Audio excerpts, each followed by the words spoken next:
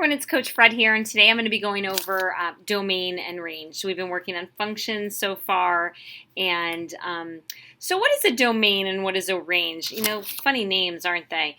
But the domain of a relation, okay, so functions have domains, relations have domains. The domain of a relation is the set of all inputs or x coordinates of the ordered pairs. So when I think of domain, I want you to think about the allowable inputs, the things I'm allowed to put in to the function. The range of a relation is the set of all outputs or y coordinates of the ordered pairs. So if I'm looking at ordered pairs, I know the domain and the range. I look at the x's for the domains. I look at the y's for the range. But when we're looking at symbolic representation, so equations and graphs, we're going to have to look at what were the allowable inputs and what did those inputs give me as outputs. Now that sounds hard, but it's really not all that hard. We're going to start though by talking about how domain and range can be written. And usually it's written either as an inequality or using something called interval notation. Okay, so I just wanted to quickly show it to you. I'm going to go into more detail in the next video. So first of all, let's talk about inequalities.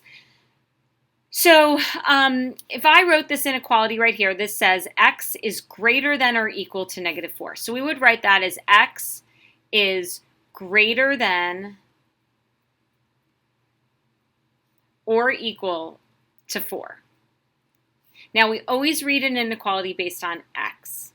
Okay, so how would we write that with interval notation? Well, first of all, I want to make sure that you know a bracket means equal to in interval notation, and a parentheses it doesn't include, so it's not equal to. So if I want to write x is greater than or equal to -4, I first start with the -4, and I want it to be equal to -4, so I put a bracket around it. Then I put a comma, and that comma means I want you to kind of go till you get to the end. Well, how do we say the end? X is greater than -4 means this. Every single number going that way. Well, on a number line, way as far as I can go this way is infinity. So we would write that as -4 to infinity. Okay, and we put a parentheses around it because we can't really equal infinity.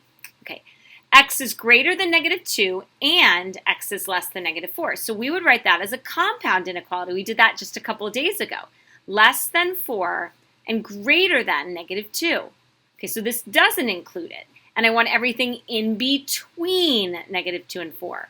So that would be parentheses, -2, comma 4, parentheses. So that means I want to start at -2, as close as I can get to -2, and go all the way to the number 4. And that would be interval notation.